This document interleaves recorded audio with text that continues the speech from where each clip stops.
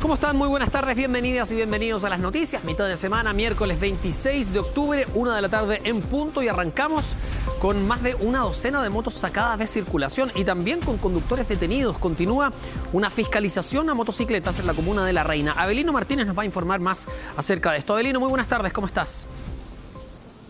Hola, buenas tardes, Humberto. Saludarlos también a todos en sus casas. En total, 15 motocicletas fueron retiradas de circulación y 3 conductores además terminaron detenidos. Esto por ocultar su placa patente y también por poseer dispositivos para ocultarla al interior de las autopistas urbanas. Esta fiscalización se enmarca dentro de un plan coordinado y colaborativo entre 25 municipalidades, carabineros y el Ministerio de Transporte. La idea, ustedes saben, en los últimos años, la verdad es que el crecimiento del parque automotriz de motocicletas ha sido explosivo. Si tenemos en cuenta que en el año 2019 había aproximadamente 195.000 motocicletas inscritas en nuestro país, bueno, hoy ese número llega a más de 5,5 millones de motocicletas. Por lo tanto, además, esto no se condice con los datos que poseen los municipios respecto a las personas que poseen permiso de circulación de estos vehículos y además también licencia para motoristas, digamos, y básicamente es por eso que se decidió comenzar este plan de fiscalización que abarca 25 comunas en total y que, les decía yo, además se realizan estos controles con una frecuencia de 1 a 2 veces por semana, también en algunas comunas que es en la que hay menos problemas, por ejemplo, menos denuncias del actuar de los llamados motochorros. En esas comunas se realiza de manera quincenal. Con estos controles, nos aseguraba la autoridad, se ha logrado incrementar la fiscalización en un 33%. Y además se ha logrado retirar aproximadamente un 20% de vehículos que no contaban con la documentación necesaria. Precisamente durante esta mañana pudimos captar varias situaciones bien complejas, algunos que circulaban sin su licencia de conducir, otros sin permiso de circulación y otros que además, te decía yo, tienen por supuesto la placa patente, un dispositivo para poder ocultarla y así no cancelar el tag y además también no ser captados por las cámaras de seguridad de las comunas. Eso es lo que más llama la atención de las autoridades, es por eso que finalmente estas 3 personas se fueron detenidas. Tenemos varios ambientes, estas situaciones que pudimos captar durante esta mañana, vamos a pasar a revisarlos. Es de un amigo. ¿Ya? Dice que la moto es de un amigo, no es de ella. ¿El registro civil a su amigo? Sí, creo que sí. Ya. No tengo... ¿Tiene la solicitud del registro civil? No, no la tengo. Solamente la suelto. Mira, es que ahí vamos a esperar a que le haga las consultas porque el joven no tiene la intención de salir en televisión. Me voy a poner por el otro lado. Pero lo que alcanzo a escuchar es que la motocicleta es de un amigo, no es de él. Entonces le está explicando que no mantener la placa patente a la vista es un delito. Es un delito no mostrar la placa patente, ¿cierto? Ocultarla sí. Ocultarla sí. Tener ocultada la placa patente es un delito. Y ahí él explica que no es su moto, que es de su amigo. Es lo que explican la mayoría de los conductores, como la excusa que dan siempre. Pero saben que están cometiendo una falta, si una infracción o una falta. ¿Qué le acaba de solicitar? La documentación de la moto y su licencia de conducir. ¿Cuenta con todo el día? Todo el día, todo vigente. Sí, ¿no hay problema alguno? No, no hay problema, todo vigente. Caballero, disculpe que lo moleste. ¿Cómo se llama usted? Eric. Eric, todo el día. ¿Le parece correcto que se realice este tipo de fiscalizaciones? Sí, por supuesto. Sí, las motos tenemos que andar con los papeles al día, así que... ¿Lo habían realizado con antelación este tipo de fiscalización a usted en particular? Ya un par de veces sí me había tocado, así que no hay ningún problema. ¿Qué documento le está solicitando a este joven? Revisión técnica o certificado de homologación se corresponde, permiso de circulación, seguro obligatorio y su licencia de conducir. ¿Presentó ya todo o aún no? No, todavía ¿Qué está. faltaría? El permiso de circulación, el seguro, me lo acaba de presentar, y la licencia de conducir faltaría. Lamentablemente usted no puede circular si no tiene el permiso de circulación vigente y si no tiene la licencia con la clase que corresponde para poder conducir. La placa patente está oculta en este caso, ese se considera delito por parte de nuestras funciones y de carabineros. ¿Cómo se utiliza? Al momento de ingresar a la autopista, ellos hunden la placa patente para ocultar. Y al momento de salir de la autopista, proceden a bajar la placa patente para que el dispositivo no le marque el tag. Ocultar la placa patente en nuestro país es un delito, no así portarla, por supuesto, con los periodos que la ley establece. Es decir, si usted anda más allá de un mes, una semana, incluso sin sus placas patentes, puede también ser detenido y su vehículo ser finalmente retirado. Pero en este caso, estos vehículos, 2 motocicletas y un camión 3/4, se les encontró un dispositivo que era precisamente para ocultar la patente. Es un dispositivo bastante básico que básicamente funciona con una pitilla que lo que hace es bajar la patente cada vez que van a pasar estos vehículos por un pórtico. Bueno, estas 3 personas se fueron detenidos, arriesgan penas que pueden llegar incluso a los 560 días de cárcel, podrían eventualmente llegar a más si es que se comprueba finalmente también que estas motocicletas han participado, por ejemplo, en algún delito. Y es por eso además que se inició este plan de fiscalización del Ministerio de Transportes por el aumento de los delitos cometidos por personas que se movilizan en motocicletas. Las autoridades han recomendado que si usted ve a 2 personas en motocicleta, tenga cuidado, afirme sus cosas, porque probablemente esas personas pueden andar robando, sobre todo además si es que la motocicleta no porta una placa patente. Además, el alcalde de La Reina en particular nos explicaba que él solicitó esta fiscalización dentro de las 25 comunas que les decía yo. Todos tienen la oportunidad para poder tener estas fiscalizaciones. En este caso la solicitó para esta semana el alcalde de La Reina, porque se han percatado que durante los últimos días motociclistas han estado vigilando varias casas en La Reina para saber si es que estas quedan o no desocupadas. Esto porque se acerca ya un fin de semana largo y esa es la preocupación que hizo que el alcalde se contactara con Carabineros y solicitara además junto al Ministerio de Transportes esta fiscalización, que terminó con 15 motocicletas retiradas y además también 3 personas detenidas. Les cuento que en total, desde que se está implementando este plan junto a los 25 municipios, se han retirado en total 4.042 motocicletas de circulación. 1.125 de ellas corresponden en su mayoría a vehículos que no cuentan con la documentación necesaria. A nivel nacional son 24.824 los controles que ha realizado el Ministerio de Transportes en compañía de las municipalidades y Carabineros, y se han cursado más de 8.640 infracciones. 1.190 motocicletas también han sido retiradas a nivel nacional, sin contar las de la región metropolitana. Tenemos las reacciones de varios motoristas, muchos de ellos extranjeros, que nos explicaban que deben pagar arriendo, comida, casa, y por lo tanto eso los obligaba a salir a trabajar, en muchos casos sin portar la documentación necesaria. Esa era la justificación que entregaban. Aquellos que tenían estos dispositivos para ocultar la patente señalaban que la motocicleta no era de ellos, y como además tampoco portan documentación del vehículo, finalmente terminan detenidos. Escuchemos lo que nos dijeron varios de los motociclistas con quienes pudimos conversar. ¿La tenía guardada? Se cayó la patente. ¿Se cayó? Se cayó la patente. ¿Y cuándo se cayó? No tengo idea, la moto no es mía, como le digo. ¿Y hoy día recién es primera vez que se sube a la moto de su amigo? ¿Cómo? ¿Es primera vez que se sube a la moto de su amigo? Primera vez. ¿Primera vez? Y no sabía, no le preguntó a su amigo dónde estaba la patente. Me dijo que se le había caído. Sí, de hecho le mostré la boleta, dije, porque salí registrado por el neumático trasero. Mostré la boleta y todo eso, pero igual de todas maneras era una infracción. Entonces lo tenía asumido. Pero el problema que tenía yo es que se me habían quedado los papeles.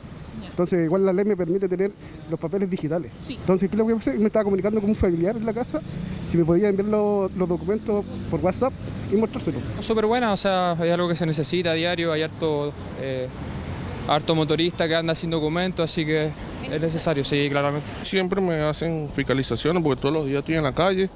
Pero ¿Trabaja con la moto? Sí, yo trabajo con la moto. Pero no precisamente todos los motorizados, pues, porque hay carros que ustedes pueden parar y pueden tener una licencia, pueden tener los papeles atrasados, ¿sí me entiendes? Me acaban de detener por no tener licencia. Y bueno, lamentablemente la motocicleta se había detenida. Yo iba camino al trabajo, yo trabajo en Chicureo, en Colina. Y bueno, lamentablemente él está viendo que es un tema administrativo, porque resulta que yo tengo licencia de auto, pero a mí en un robo se me extravió, me la robaron y yo mandé a bloquear la licencia. El crecimiento del parque vehicular de motocicletas es lo que ha llevado a implementar, además, como les decía en un principio de este despacho, estas fiscalizaciones coordinadas entre 25 municipios de la capital, el Ministerio de Transportes y además Carabineros. En este caso, la Municipalidad de La Reina solicitó esta fiscalización debido a que en los últimos días, como les explicaba hace un rato, han captado a motociclistas que andan de a dos y andan vigilando casas para saber si es que estas tienen moradores o no. Muchas personas comienzan de pronto sus vacaciones días antes cuando hay estos fines de semana largos, y es por eso que nos decía el alcalde, están preocupados por el actuar de estos individuos, que además también se ha incrementado en la comuna de La Reina. Nos decían que lamentablemente han recibido varias denuncias por el actuar de motochorros y sujetos que además se movilizan en motocicleta ingresando a viviendas para robar. Conversamos durante esta mañana con el alcalde, con el jefe de seguridad también de la comuna. Esto fue lo que nos señalaron.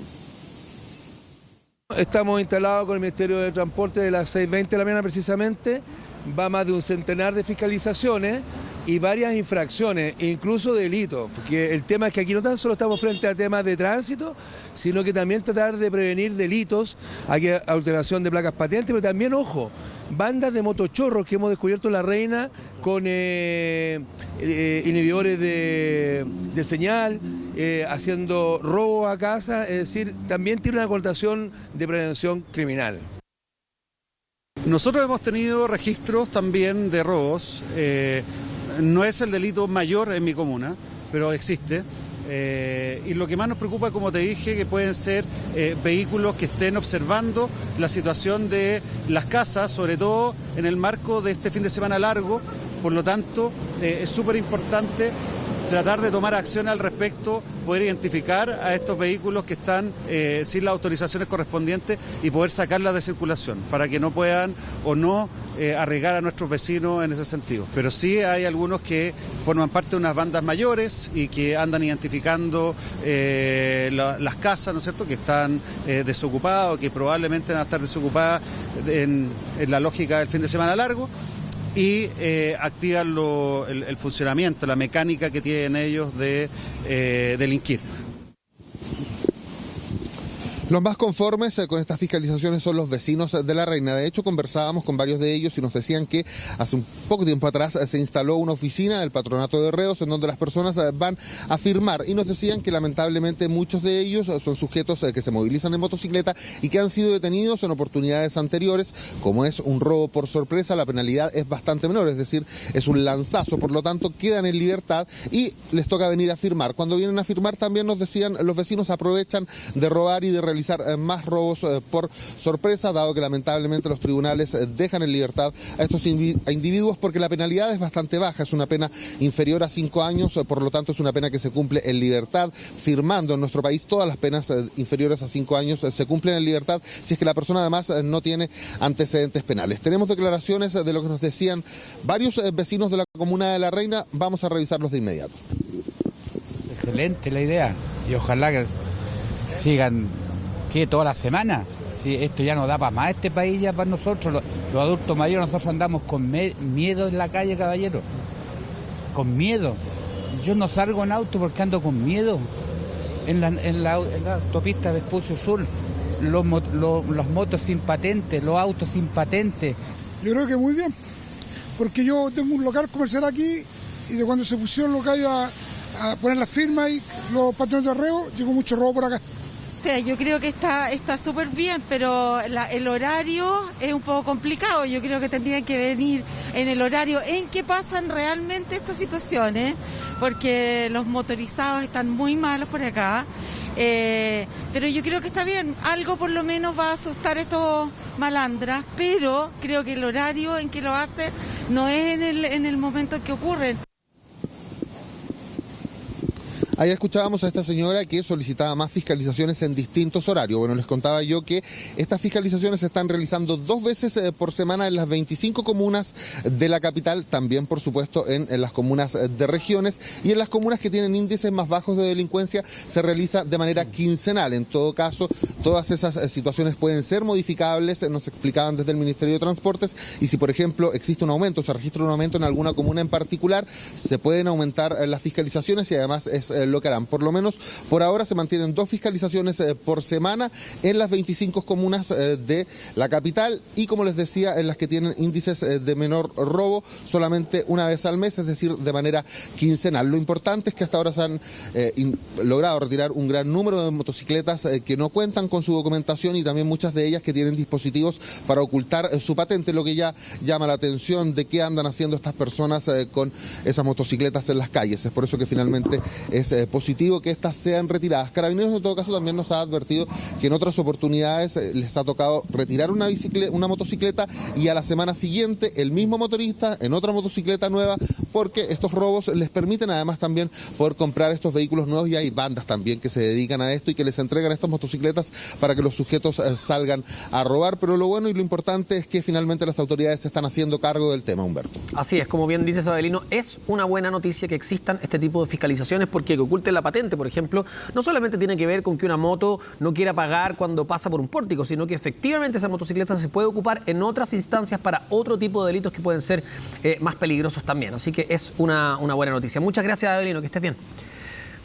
Bueno, y vamos a retomar un tema que les contábamos ayer, una cámara de seguridad que capta una intensa balacera que se registra en una pizzería, la salida de una pizzería en la comuna de Coronel, y que dejó una persona gravemente herida. Vamos a actualizar la información para conocer además el estado de salud de esta persona con nuestro compañero Max Frick. Buenas tardes, Max, ¿cómo estás? Hola Humberto, muy buenas tardes. Sí, es un hecho gravísimo el cual da cuenta esta cámara de seguridad de la pizzería La 12, ubicada en el sector de Pocuro Escuadrón, esta villa ahí en calle Federico Schwager, en la comuna de Coronel, en donde el día lunes, cerca de las 20 horas, se dan estas imágenes realmente sorprendentes, en donde 3 personas que están en el interior comprando una pizza van a salir cuando repentinamente el dependiente de esta pizzería llama a uno de ellos. Solamente alcanza a salir un joven que se ve con un buzo de color gris. Bueno, él recibe un brutal ataque de parte de otro sujeto que se alcanza a ver desde el exterior, que tiene un jockey rojo, que porta un short y que hace por lo menos 10 disparos en contra de estas personas. Varios de los disparos incluso entran en la pizzería, logran romper una máquina congeladora e incluso revientan unas latas de bebida, una situación realmente sorprendente. Pero lo que más llama la atención, Humberto, es la reacción de uno de los sujetos que está dentro del local, que al ver a una de las personas que lo acompañaban herido, espera, se guarece dentro de este local, espera que la otra persona descargue completamente el cargador de su arma, con la cual percutó a lo menos 10 tiros, y sale, desenfunda y realiza varios disparos en contra de esta persona. Inicialmente uno podría pensar que este sujeto corresponde a un funcionario de la policía, de Carabineros, por la serenidad con la cual actúa. Se nota muy confiado, muy conocedor de un tema de cómo enfrentarse a otra persona. Bueno, no, esta persona era un civil común y corriente que, al igual que otro, portaba ilegalmente un arma que no se sabe si es un arma fogueo, si es un arma real, si disparó balas de qué tipo, si es que eran simplemente balines. Lo cierto es que tras esta balacera queda gravemente lesionado este menor de 16 años, que es el primero en salir y el cual recibe rápidamente la asistencia de otras personas que estaban en ese lugar. Esta balacera provocó gran conmoción en la villa Pocuro Escuadrón, ahí en calle Federico Schwager, porque además había niños jugando en una cancha, los cuales también tuvieron que esconderse dentro de una librería. Esto además en un horario en el cual había mucha gente en la calle. Por eso llega mucha gente a asistir a esta víctima, que además es un conocido cantante de música urbana de esa zona de la región del Biobío, un sujeto conocido como Nacho Fly, que tiene varios miles de seguidores en redes sociales y que tiene varios videos también en algunas redes dando cuenta del estilo de música que realiza. Bueno, él lamentablemente hoy está grave, se debate entre la vida y la muerte. Es un hecho preocupante el que ocurre, porque se desconoce además la motivación. Podría corresponder esto a una venganza, eso está investigando ahora Carabineros, de acuerdo a la instrucción que ha entregado el Ministerio Público, con base en estas imágenes que quedaron ahí registradas para poder lograr capturar al autor de estos disparos. Vamos a escuchar declaraciones de Carabineros que dan cuenta de la dinámica de esta brutal balacera, en la cual afortunadamente no había ninguna persona en la línea de fuego directo, digamos, no habían clientes dentro de la pizzería ni otras personas inocentes que pudieran resultar heridas. Escuchemos lo que dijo Carabineros luego de esta balacera. Habíamos 3 personas en el lugar aquí trabajando, estaba con mi hermano y una chica que trabaja con nosotros en cocina, y claro, en un minuto escuchamos una explosión, que para mí fue una explosión, y pensamos que nos estaban asaltando, porque yo vi a uno de los muchachos saltar el mesón de atención hacia adentro y nosotros atinamos lo único a tirarnos al piso, ¿no? Me parece mucho que la empujé a la chica como para que se cubriera y eso, pues después ya siguió la balacera, veíamos vidrios saltar para todos lados y nosotros nos tratamos de cubrir con lo que teníamos a nuestro alcance, ¿no? Se le pide al gobierno más resguardo, Carabineros, no sé qué es lo que está pasando. ¿Qué esperan? ¿Que nosotros, o qué espera el gobierno? ¿Que nosotros aquí nos armemos también? ¿De qué manera? O sea, todos vamos a tener que hacer cursos de disparos para poder tener armas, todos defendiendo entre todos. Lamentablemente ya nadie nos escucha. La verdad es lamentable porque podemos ver que independiente que uno tenga una casa en un lugar que sea apartado, tranquilo, esto puede suceder en cualquier lado. La violencia, la muerte está al orden del día.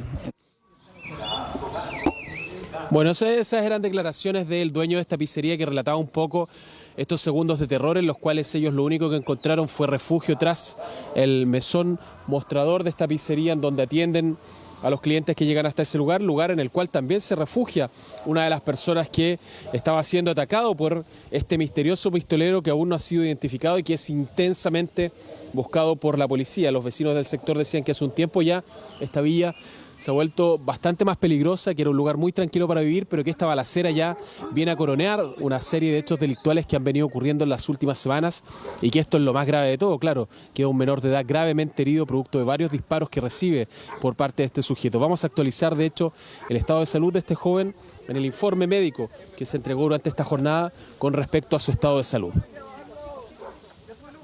Es un paciente menor de edad que se encuentra de extrema gravedad, es un paciente que recibió una herida de bala que le comprometió el abdomen con lesiones bastante complejas y también el tórax, y además tiene una lesión de una fractura de pierna. El paciente en este momento está en reanimación con cierto grado de estabilidad que hemos logrado, pero ha requerido múltiples transfusiones, requiere drogas vasoactivas y también requiere estar en ventilación mecánica. Claro, una condición crítica, Humberto, la de este joven, está asistido por ventilación mecánica, extrema gravedad su condición, recibió varios disparos en zonas vitales de su cuerpo. Es de esperar que este equipo médico pueda lograr sacar adelante a este joven que, gracias a su edad también, ha podido sortear un poco lo que es esta grave lesión que sufrió principalmente en su abdomen y que pueda salir adelante. Es una condición crítica, pero muchas veces hay pacientes de esa edad que...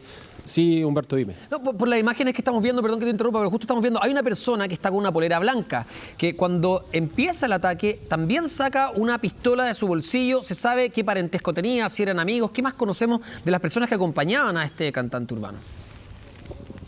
Mira, hasta el momento hay poca información de ellos. Está Carabineros tratando de recopilar antecedentes en base a testigos que estaban en ese lugar para poder identificar a esta persona, porque en primera instancia, una persona que sale a defender así a una víctima de una balacera, lo primero que se le viene a la cabeza a uno al ver este video es un policía, claramente, por la forma en la cual actúa, con un dominio de la situación. Primero se cubre para no recibir ningún impacto balístico, pareciera que incluso escucha el último disparo que realiza el atacante y luego de eso, al saber que él tiene el cargador descargado de su pistola, sale y lo enfrenta, pero hasta el momento no hay indicios claros de quién podría ser esta persona. Va a ser también un elemento fundamental poder ubicar a este sujeto para saber por qué andaba portando un arma, si efectivamente era una persona que tenía un conflicto con el atacante y tal vez él era la persona que lo estaban buscando. Esos antecedentes aún no se han aclarado, pero es tremendamente grave que una persona salga con un arma a la calle, porque claramente el que sale con una pistola como este sujeto sale para utilizarla, ya sea para atacar o para defenderse. Así que va a ser muy importante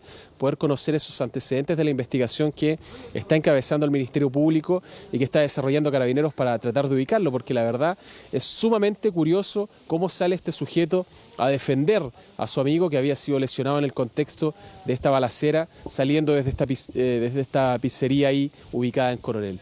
Vamos a cambiar de información ahora y nos vamos a ir a la comuna de Puente Alto, porque no sé si recuerdas, hace aproximadamente 2 meses ocurrió un hecho sumamente violento en el cual una mujer que conducía un vehículo de aplicación de transporte de pasajeros fue violentamente asaltada por 2 sujetos, 3 mejor dicho, que fingieron ser pasajeros. Recordemos ese ambiente en el cual esta mujer sube a estos pasajeros y tras varias cuadras ellos finalmente manifiestan su intención, que era robarle su vehículo.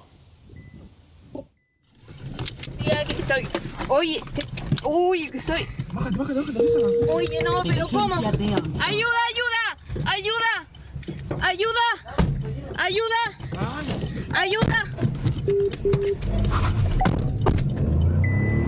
¡Ayúdame! ¡Me querían robar!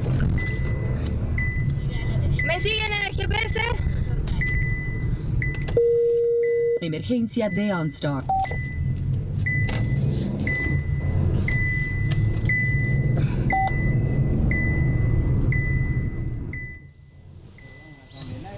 Bueno, no sé si recuerda ese video, Humberto.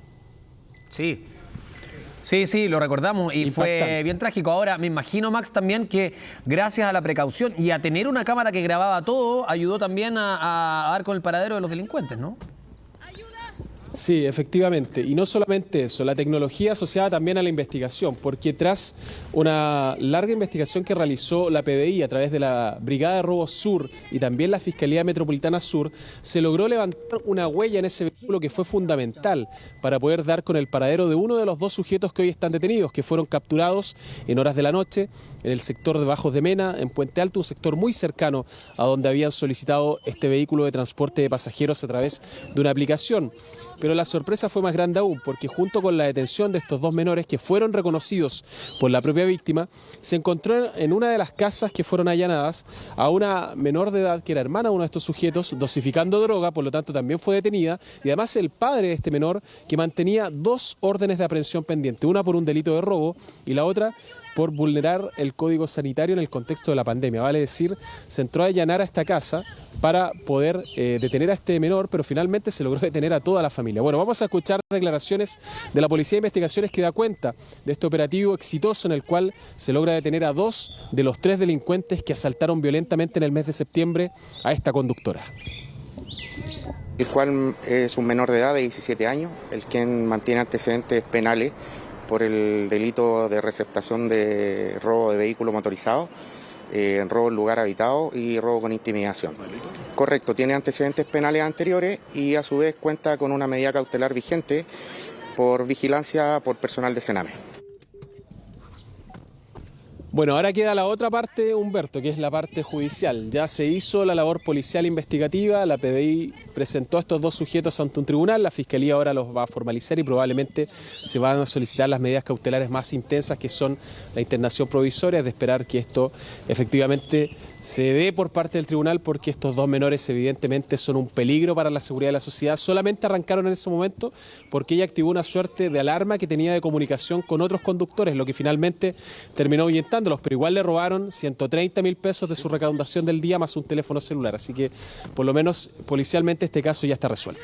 Oye, además, Max, el daño psicológico que dejan las personas, el temor con que se empiezan a mover, por supuesto hay todo un subtema que uno no lo ve a simple vista, al margen de lo que tú nos narras, ¿no? La plata que se le roba al teléfono y que es algo importante. De hecho, el próximo tema que tenemos va ligado con eso y tiene que ver con la sensación de miedo que generan estos delitos. Por lo mismo es importante la captura de los delincuentes y también que cumplan las penas. Muchas gracias, Max.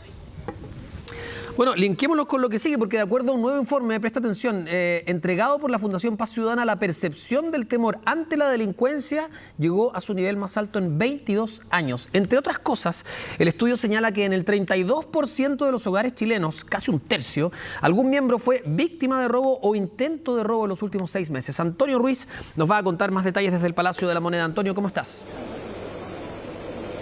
Hola Humberto, ¿cómo están? Gusto de saludarles. Sí, cifras de las que seguramente tomarán nota aquí en el Palacio de la Moneda, entregadas durante esta mañana por la Fundación Paz Ciudadana. Son, la verdad, cifras que preocupan y que dan cuenta, claro, de la crisis de seguridad que afecta a nuestro país. Resulta que la percepción de temor ante la delincuencia es la más alta de los últimos 22 años. Les cuento que el trabajo de campo, las preguntas a los distintos ciudadanos se realizó entre el 5 de septiembre y el 5 de octubre, hace poquito, incluso antes de este nuevo 18 de octubre, donde fuimos testigos, claro, de graves hechos de violencia también en el país y, por cierto, acá en la región metropolitana. 1.831 personas fueron consultadas de forma presencial y telemática, según el estudio, y este es un dato llamativo y preocupante, tú lo reforzabas.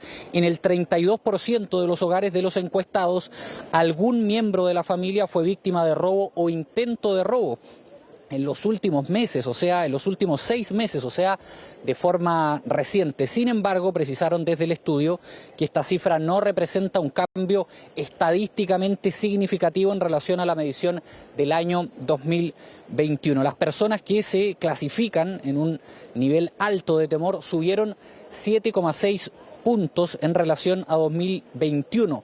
Es la cifra más alta en 22 años que ha registrado este mismo instrumento de medición. Afecta, según dijeron, especialmente a las mujeres en un 35,4% y geográficamente este temor se manifiesta o afecta principalmente en la zona norte de nuestro país. Fíjense ustedes que un 59% de los consultados declaró haber reforzado la seguridad, por ejemplo, en su casa. Un 71% dijo que ha dejado de salir a ciertas horas y un 75% dice que ha dejado de ir a ciertos lugares. Entre los lugares más inseguros para los encuestados, los paraderos de locomoción colectiva con un 63%, las calles de barrios con un 49% y también con la misma cifra las plazas y parques, un espacio que debería ser para los ciudadanos. Resulta que de acuerdo a este sondeo es uno de los lugares más inseguros para la población. ¿Les parece si escuchamos a Roberto Méndez, analista, claro, profesor de la Escuela de Gobierno de la Universidad Católica, que da cuenta, ¿no?, de estas cifras que marcan un hito porque dan una percepción de inseguridad la más alta en 22 años? Pasemos a revisar. En los 22 años que existe este indicador, el promedio de la población con alto temor es 17%. Fíjense, eso no está ahí. 17% ha sido el promedio del año 2000 hasta el 2022. Pues bien, este año salió 28%. De 17 estamos 11 puntos por encima del promedio histórico. Eso es inaceptable. Casi 1 de cada 3, ¿no es cierto?, personas tiene alto temor, vive con alto temor, y los datos así lo muestran.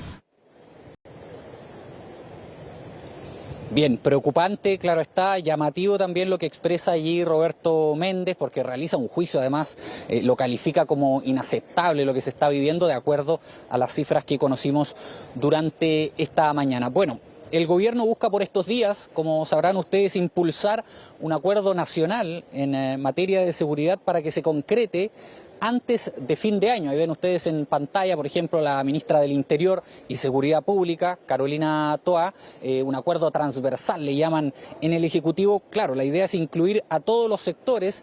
La ministra del Interior, Carolina Toá, estuvo invitada al Congreso durante la jornada del día de ayer, estuvo allí en la discusión, por ejemplo, de la prórroga del estado de excepción, y durante esta mañana la ministra vocera de Gobierno estuvo en el matinal de nuestro canal Contigo en la Mañana, también conversando respecto de este plan que busca el Ejecutivo. Pasemos a escuchar parte del debate que se ha generado también en el Congreso, de acuerdo a las expectativas también que tienen desde la oposición. Piden que esto no parta de cero, sino que también se prioricen a algunas iniciativas que ya se han venido trabajando y discutiendo en el Poder Legislativo. Pasemos a revisar.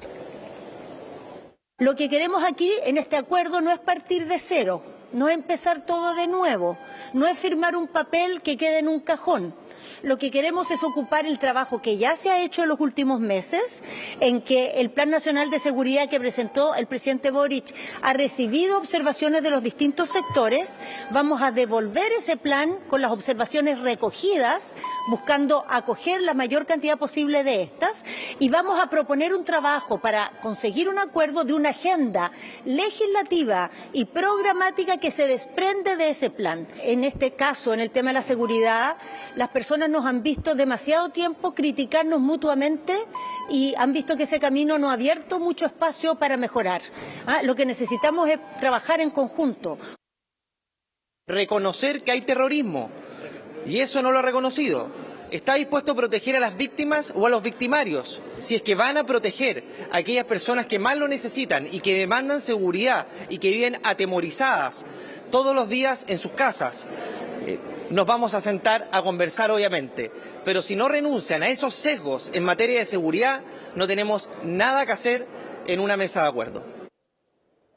Necesitamos un gran acuerdo nacional que enfrente de manera decidida y agresiva los aumentos de la delincuencia que están viviendo en nuestro país. Por lo tanto, ese llamado que hace la ministra del Interior lo invito a que lo concretemos. Sentemos en una mesa todos aquellos actores que tenemos algún tipo de nivel de representación en el país y de manera transversal firmemos y suscribamos este acuerdo. Estamos absolutamente disponibles los socialistas en poder apoyar cada una de las medidas legislativas, operativas, de presupuesto que en definitiva impliquen mayor seguridad para los chilenos y las chilenas. Bien, parte del debate ahí, las distintas voces, tanto desde el gobierno, en voz de la ministra del Interior y Seguridad Pública, Carolina Toá, también parlamentarios, ¿no?, de oficialismo y oposición en el debate, ¿no?, respecto de este acuerdo transversal, como le gusta llamarle al gobierno, a esto que está impulsando el Ejecutivo en semanas y meses complejos, ¿no?, en materia de seguridad, también para el gobierno, ¿no?, con ya 10 prórrogas del estado de excepción, por ejemplo, en la región de la Araucanía, y con un cambio también ya al frente del Ministerio del Interior y Seguridad Pública. Sabida es la salida, ¿no?, hace algunos meses ya de Isquia Siches, y que ha dejado su lugar, como ven ustedes, a Carolina Toá, la actual ministra del Interior. Bueno, también, como les comentaba, durante esta mañana habló respecto de este tema la vocera de gobierno, Camila Vallejo, quien también ha hecho llamados explícitos a la unidad de su sector durante esta última semana, quien también conversó ahí respecto de este acuerdo transversal en materia de seguridad que busca el Ejecutivo. Desde el gobierno enfatizan que no busca partir de cero, que se busca también trabajar en algunos proyectos que están actualmente en el Poder Legislativo. Pasemos a escuchar también a la ministra vocera de gobierno, Camila Vallejo. No estamos partiendo de cero. El gobierno ha estado actuando desde el día 1 en reforzar la parte operativa, la parte de recursos, la parte de coordinación, la parte legislativa. Evidentemente podemos mejorar y por eso hemos recibido observaciones y recomendaciones, por eso estamos escuchando, y ahora viene la parte de decir, ya, tenemos estas observaciones, estas recomendaciones, vamos por aquí, vamos por allá para reforzar el trabajo que tiene el gobierno, avancemos todos y todas y dejémonos de esta pelea de trincheras, tener agenda legislativa, conversar siempre, dialogar siempre, tener agenda ejecutiva, que es más de resolutividad, de trabajo con las policías, con los municipios, con los gobernadores, y también sumando a eso este llamado de un esfuerzo transversal, porque hay buenas propuestas de todos lados, hay malas propuestas también de todos lados, y sacando lo mejor de cada uno podremos avanzar en reforzar lo que el gobierno ya ha estado empujando y ejecutando. Bien, un llamado a un esfuerzo transversal pide también la ministra vocera de gobierno, Camila Vallejo, a los distintos sectores, ¿no? El gobierno no tiene mayoría en el Congreso y necesita de acuerdos amplios. Se busca sacar una agenda también, por cierto, en esta materia. Pero en el combate a la delincuencia, mucho tiene que ver, por ejemplo, el trabajo de carabineros, que son los principales implicados, ¿no?, en el resguardo del orden público, y de ello habló también la ministra del Interior, Carolina Toá, ministra del Interior y Seguridad Pública, por cierto, en una entrevista radial que concedió esta mañana ahí en Radio Duna, donde habló acerca de las atribuciones, por ejemplo, de los policías, de los carabineros, la proporcionalidad también a la hora de abordar, por ejemplo, a los delincuentes, y también realizó allí unas declaraciones que han sido llamativas, que han sido también comentario durante esta mañana. Pasemos a escuchar a la ministra del Interior, Carolina Toá, también en esta entrevista radial, gentileza allí de Radio Duna. Un carabinero tiene derecho a detener a una persona, tiene derecho, si una persona está actuando de una forma que no puede controlarla, a golpearla con el bastón, y si un criminal está disparando, tiene derecho a dispararle. O si está poniendo en vida o amenazando potencialmente la vida de otros, tiene derecho a dispararle incluso antes de que dispare el criminal. Y por el otro lado, para que quede aquí claro y nítido, que un policía le dispare a un criminal o le pegue un palo a alguien que está imposible de ser detenido, no es violar los derechos humanos. Violar los derechos humanos es pasar por encima de esa proporcionalidad de la que estamos hablando. Bien, ahí escuchaban ustedes entonces a la ministra del Interior. Como ven ustedes, por estos días la agenda, el mensaje, los discursos por parte del Ejecutivo se concentran casi todas las energías en materia de seguridad, también con estas cifras preocupantes, lamentables que hemos conocido también entregadas por la Fundación Paz Ciudadana. Un dato nada más antes de cerrar: hasta la comuna de La Granja llegó durante esta mañana el presidente de la República, Gabriel Boric, población Yungay, realizó ahí un recorrido, actividad a la que no fue convocada la prensa acreditada desde Presidencia. Se van a compartir imágenes oficiales de esa actividad y por la tarde el presidente Gabriel Boric participaría en la cena anual allí de la SOFOFA. Vamos a estar muy atentos también a ese evento, considerando también lo que ocurrió, ¿no es así?, en el encuentro con las pymes la semana pasada, donde el presidente Gabriel Boric pidió respeto ahí a los oyentes. Vamos a estar muy atentos, Antonio. Seguimos dándole vuelta a la entrega de este estudio de la Fundación Paz Ciudadana. Fíjate que respecto a lo que hablábamos también hay una pregunta que es clave, ¿no? Que dice, ¿usted cree que los próximos 12 meses será víctima de robo? En la medición anterior, el 33,5% había dicho que sí, y ahora sube a un 38,1%, solo un indicio más de la situación que se está viviendo actualmente en el país. Vamos a seguir atentos frente a eventuales respuestas de las autoridades. Muchas gracias, que estés bien. Y nos vamos a la región de Valparaíso porque la Cámara de Diputados aceptó la renuncia de Raúl Soto a su presidencia. Esto había ocurrido el día viernes. Bueno, ahora se votó y se aceptó, ¿no? De acuerdo a lo que ellos acordaron con anterioridad. Ahora lo que resta es saber quién va a sucederlo, porque debiera ser la diputada Carol Cariola, pero recordemos, ha habido algunas polémicas al respecto durante los últimos días. La votación va a ser el próximo 7 de noviembre, pero nos cuenta más de este tema Guillermo San Martín. Muy buenas tardes, Guillermo, ¿cómo estás? Hola Humberto, muy buenas tardes. Claro, está la incógnita de qué es lo que va a ocurrir en definitiva con los nuevos integrantes de la mesa de la Cámara de Diputadas y Diputados, pero tal como tú lo señalabas, hoy en día se dio un paso clave, como lo es ya aceptar la renuncia definitiva del actual presidente de la mesa de la Cámara de Diputadas y Diputados, el parlamentario Raúl Soto, que también está integrada por Claudia Mix y también el diputado Alexis Sepúlveda. A todos ellos ya se les ha aceptado la renuncia, van a dejar su cargo dentro de los próximos días, pero lo que sigue en duda es qué es lo que va a ocurrir el próximo lunes 7 de noviembre, puesto de que ahí se va a someter a votación a los nuevos miembros de la mesa y ya se ha generado bastantes quiebres, no tan solo respecto a lo que es la postura al interior del oficialismo, sino que también en torno a lo que puede ser el rol que cumple el Partido de la Gente para poder alcanzar las mayorías. Cabe recordar que se requiere mayoría absoluta en la primera votación para que sea ratificada esta nueva configuración de la mesa de la Cámara de Diputadas y Diputados, y si no se alcanza en la primera votación, ya la segunda sería por mayoría simple, pero así todo los cálculos son bastante estrechos respecto a lo que podría ocurrir para darle la mayoría necesaria a la diputada Carol Cariola, quien sería la próxima presidenta de la corporación. Partamos revisando cuáles fueron las declaraciones del propio diputado Raúl Soto tras conocerse la ratificación de su renuncia a la presidencia de la Cámara de Diputadas y Diputados. Cerramos este ciclo, seguiré hasta el 7 de noviembre ejerciendo, hasta que se elija la nueva mesa directiva. Y espero que esos valores, que esos principios que han guiado nuestro actuar de conducción de la Cámara de Diputados y Diputados sean los que persistan en el futuro. Espero que todos tengamos la capacidad de actuar con seriedad, con responsabilidad, para mantener la gobernabilidad de la Cámara de Diputadas y Diputados. Nosotros valoramos además que se haya respetado nuestra voluntad y esperamos que ahora tomen las mejores decisiones para el futuro de la Cámara y también para el futuro del país.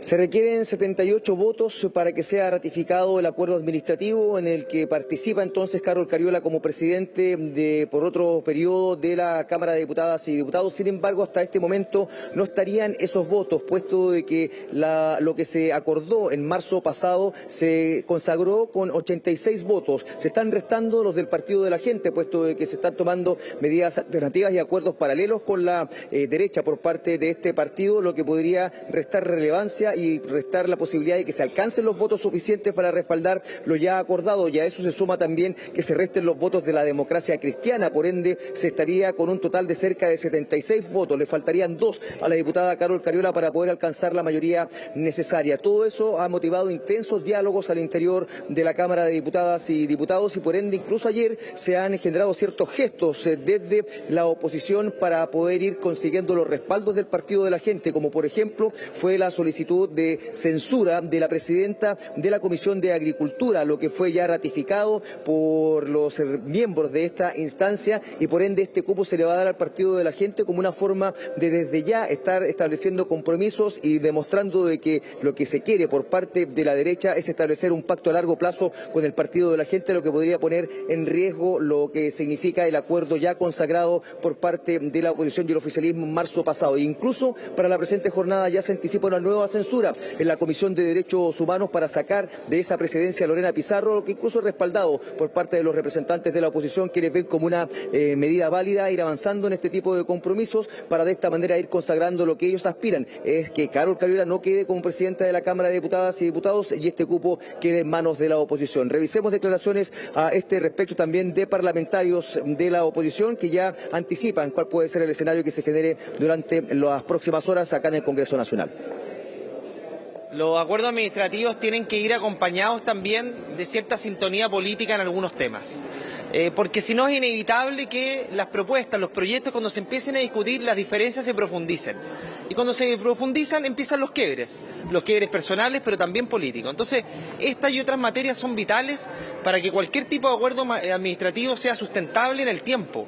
Mira lo que está pasando ahora, precisamente con el acuerdo administrativo, cuando se empiezan a pegar fuerzas políticas donde no tienen una viabilidad desde el punto de vista de lo que quieren para el país, las prioridades que son necesarias y las urgencias sociales que hay que poner sobre la mesa. Hemos conversado, el tema de la censura es un tema que tiene fondo, es algo que en definitiva se fue desarrollando a raíz de estos meses. ¿Por qué? Porque finalmente la diputada ha tomado una actitud bastante agresiva con los parlamentarios y las parlamentarias, ha sido autoritaria. La Comisión de Derechos Humanos tiene la obligación de escuchar a todas las personas. Es una de las comisiones para mí de las más importantes del Parlamento. Y hoy día el señor Mico fue invitado, o sea, más bien no fue invitado, porque la presidenta no quiso, y me da la sensación que es por la ideología política, y no le gustó lo que el señor Mico dijo en su momento, y hoy día Mico es un perseguido político al cual yo creo que hoy día hay que respaldarlo por su profesionalismo, y hoy día lo que estamos esperando es que en la comisión prime el sentido común. Bueno, esto se somete a votación, esta nueva censura esta tarde a partir de las 15 horas cuando comience la sesión de la Comisión de Derechos Humanos, pero allí hay señales políticas, puesto de lo que se busca generar un espacio en esta instancia para también representantes del Partido de la Gente. De esta manera, desde la oposición ya comienzan a configurar un escenario de mayor cercanía con este partido, lo que no es menor para poder alcanzar las mayorías necesarias y establecer quién va a ser el nuevo presidente de la Cámara de Diputadas y Diputados. Cabe también recordar que en su momento Carol Cariola fue como una de las vicepresidentas postulando a la mesa de la Cámara de Diputadas y Diputados, y en su momento también con el DC Gabriel Silver. Ahí hay varias pasadas de cuenta, por decirlo de una manera, entre lo que significaron los votos en contra del Partido Comunista a entonces Gabriel Silver de la Democracia Cristiana, y lo propio va a ser la DC entonces ahora en contra de Carol Cariola. Así que también ahí hay algunos aspectos a considerar en torno a cuál puede ser el resultado final. Revisamos declaraciones también de lo que están analizando desde el Partido de la Gente y también desde el oficialismo, en palabras de Johanna Humada y Vlado Mirosevic. Seguimos en proceso de análisis. Para nosotros es importante ver la realidad de todo lo que está pasando. No tenemos certeza efectivamente de lo que pueda pasar con respecto al acuerdo, pero principalmente para nosotros es importante lo que hoy día hablan nuestras bases, así que nos vamos a dar el tiempo como lo hemos hecho siempre, vamos a ver qué es lo que nos dicen y próximamente, ya volviendo a la semana distrital, vamos a ver qué es lo que sucede. Lo que nosotros pedimos y exigimos es simplemente que se honre la palabra. Me parece que es el mínimo de honorabilidad que nosotros podemos exigirle a nuestros colegas, es que si concurren voluntariamente a un acuerdo, cumplan la palabra de ese acuerdo. Nosotros aquí estamos reivindicando los acuerdos, pero para eso tiene que existir una mínima confianza. Y esas confianzas, por supuesto, que se quiebran si es que hay gente que no está dispuesto a cumplir la palabra. Eso se llama engaño. Bueno, desde ambos sectores se están desplegando todos los esfuerzos para poder posicionar sus nombres en la testera de la Cámara de Diputadas y Diputados, y esto se va a resolver sin lugar a dudas dentro de los próximos días, considerando de que la próxima semana es distrital y ya el lunes 7 de noviembre se tendrá que someter a votación cuál va a ser la nueva mesa de la Cámara de Diputadas y Diputadas. Entre los nombres de Carol Cariola, si se rechaza, no logra la mayoría necesaria, también ahí surgen los nombres que podría presentar la oposición, que también tendrían un respaldo hasta ahora, según señalan ellos, por parte del Partido de la Gente, y esto es una telenovela en pleno desarrollo acá en el Congreso Nacional, así que no se podría establecer quién tiene en este momento las mayorías suficientes para consagrar los nombres que ellos presenten. Humberto. Así es, como tú dices, faltan 2 votos, pero no sabemos si esos 2 votos van a estar o no. Es una verdadera teleserie que además va a mantener la incertidumbre porque quedan más de una semana completa donde imagino que van a continuar estas negociaciones para ver finalmente si hay o sale o no humo blanco. Por ahora vamos a estar atentos frente a lo que ocurra allá en el Congreso. Guillermo, muchas gracias por estar con nosotros. Que estés bien.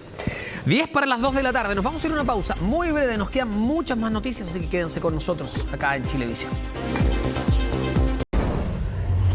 Tal como les decíamos, es hora de revisar noticias internacionales con nuestra compañera Soledad Agüero, 2 de la tarde con 13 minutos. Y después de 40 días, Sole, continúan las protestas en Irán. ¿Cómo estás? ¿Cómo estás, Humberto? Claro, una nueva jornada de protestas que han sido masivas en Irán, justo cuando hoy se cumplen 40 días desde la muerte de Mahsa Amini, que es la joven que murió después de haber sido detenida, ustedes recordarán, por la policía de la moral por no llevar bien puesto el velo islámico. Hoy día se cumplen 40 días, que es el periodo que transcurre hasta que ya termina el duelo, y por eso es que en distintos lugares a lo largo del país ha habido protestas, sobre todo en universidades, y también una marcha masiva hacia el lugar donde está enterrada esta joven, y todo esto bajo fuerte presencia policial. Hubo ahí algunos enfrentamientos entre los manifestantes y la policía, y esto además se protagonizado principalmente por mujeres jóvenes que, tal como ha sido la tónica desde que comenzaron estas protestas, se han quitado el velo con gritos en favor de la libertad. Según cálculos que realizan las distintas ONGs de derechos humanos que están operando ahí en el país, dicen que hasta el momento, desde que se iniciaron estas manifestaciones, entre 141 y 250 personas han muerto desde que estallaron estas protestas, que han tratado de ser aplacadas por el régimen iraní, pero que hemos visto que han continuado y cada vez con mayor intensidad, y que además del detonante que fue la muerte de Mahsa Amini, tiene también otras razones detrás. Y a propósito de este mismo tema, hace un tiempo les contábamos una historia de un español, de Santiago Sánchez, que se le había perdido la pista cuando él había ido a pie a Qatar para poder ver el Mundial, y no se sabía bien qué había pasado con él. Pero aquí, de acuerdo a la información que maneja una ONG kurda iraní, dicen que lo habrían detenido justo después de haber llegado a Irán y de precisamente haber visitado la tumba de Mahsa Amini. Dicen que esto fue hace 3 semanas, y que estaba además junto a un ciudadano iraní que era quien hacía de traductor en esos momentos, y que estaría además ahora en un centro de detención de la inteligencia de Irán en Sanadaj, que es la capital del Kurdistán en Irán. Pero esto todavía no ha sido confirmado, solo información que reveló esta ONG, pero que da pistas de algunas de las posibles hipótesis que se están manejando, mientras que desde el Ministerio de Información de Irán sí habían dicho hace algunas semanas que habían detenido a 9 extranjeros, habían dicho que la mayoría de ellos eran europeos, los habían acusado de tener vínculos con los manifestantes, pero en ningún momento los identificaron, y por lo tanto también ahí queda la duda si es que entre esos 9 detenidos estaría Santiago Sánchez. Y ahora tiene que empezar a operar la diplomacia. Me imagino que también el gobierno español tiene que comunicarse con el gobierno iraní para ver si es que esa información es real, ¿no? Claro, y en eso han estado, según han dicho ellos mismos, aquí la oficina, quiero decir, de información diplomática del Ministerio de Asuntos Exteriores de España, dijeron que han estado efectivamente ahí en contacto permanente con las autoridades de Irán desde que se supo de esta desaparición, pero ahí todavía tampoco han revelado los detalles sobre eso. Y seguimos en Rusia con simulacros que han realizado hoy día en ese país cuando vemos que lo que está ocurriendo con la ofensiva en Ucrania se vuelve más tenso. Esto fue un simulacro que se realizó y que estuvo además supervisado por el mismo presidente Vladimir Putin, que estuvo siguiendo todo esto a través de una videoconferencia y que es en definitiva aquí un simulacro de ataque nuclear masivo ante cualquier ataque por parte de potencias enemigas, según comunicaron a través del Kremlin, donde ahí dieron esta información. ¿Pero esto estaba pactado solo o es una especie de respuesta a lo que ha ocurrido en las últimas semanas? No, Recordemos que Corea del Norte lanzó misiles, sí. Estados Unidos se alió o se alineó con Corea del Sur, o esto ya estaba en la agenda de Rusia. Sí, esto es algo que estaba en la agenda, pero claro, ahí dado el contexto de lo que está ocurriendo no solo en Ucrania, sino también en otras partes, es algo que genera ahí preocupación porque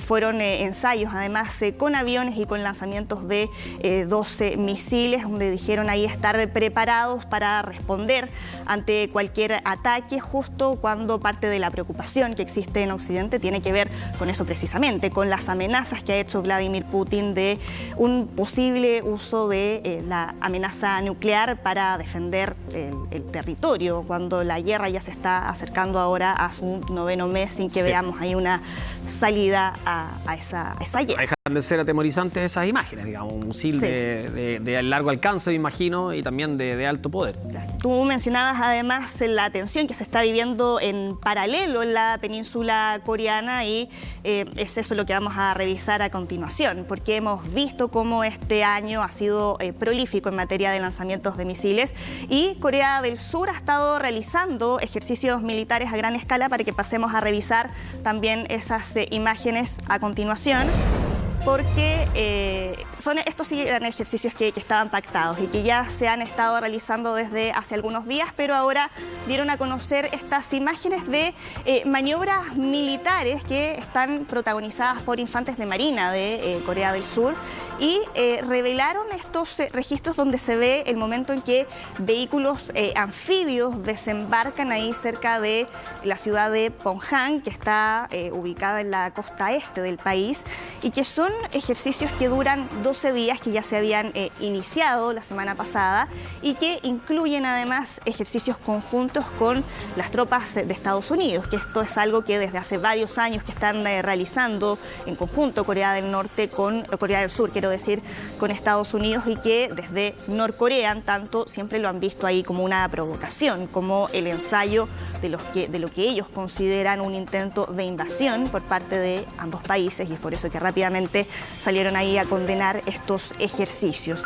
Y junto a esto además se reunieron hoy los vicecancilleres de Corea del Sur, de Estados Unidos y también de Japón, donde hicieron ahí una advertencia. Dijeron que si Norcorea, efectivamente, como temen muchos que pueda ocurrir, si es que llevan una 7ª prueba nuclear, se justificaría, hay una escala de respuesta sin precedentes. Dijeron eso textual. Calificaron, claro, aunque ahí no detallaron bien a qué se refieren con una respuesta sin precedentes, pero sí dijeron que van a buscar ahí reforzar su disuasión en el caso de que las sospechas de un posible ensayo por parte de Norcorea terminen siendo ciertas. ¿Y Norcorea no ha anunciado un nuevo ensayo? No ha anunciado un nuevo ensayo, ahí sabemos que el régimen norcoreano es muy hermético con todo ese tipo de cosas, pero lo que hace sospechar a muchos es que en el sitio de pruebas de Punggye-ri, que era un sitio que se había desmantelado el año 2018, las imágenes satelitales revelan que habría movimiento ahí en ese lugar y por lo tanto estarían reconstruyendo parte de ese lugar que ya había sido desmantelado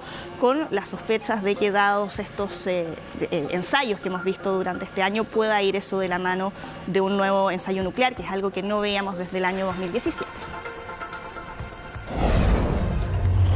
Bueno, y acá ya estamos tomándole el pulso a lo que va a pasar este domingo con el balotaje entre Lula da Silva y Jair Bolsonaro en una elección que ahí varios se consideran que ha sido la más agresiva, la más polarizada de los últimos años y con una polémica que ha sido objeto de debate en Brasil. Porque lo que estamos ahí observando son a los seguidores del presidente Jair Bolsonaro que anoche llegaron al Supremo Tribunal Federal, que es el máximo tribunal de Brasil, y con consignas que apuntan a, ahí estamos viendo en las pancartas que llevan, ellos dicen esta protesta es contra la censura y a favor de la libertad de expresión. ¿Y por qué? Porque aquí ha habido todo un tema de debate en Brasil, porque resulta que la semana pasada el Tribunal Supremo Electoral, que depende del máximo tribunal en Brasil, anunció una serie de medidas contra la desinformación. Aquí mientras en el mundo se está discutiendo qué vamos a hacer con las noticias falsas,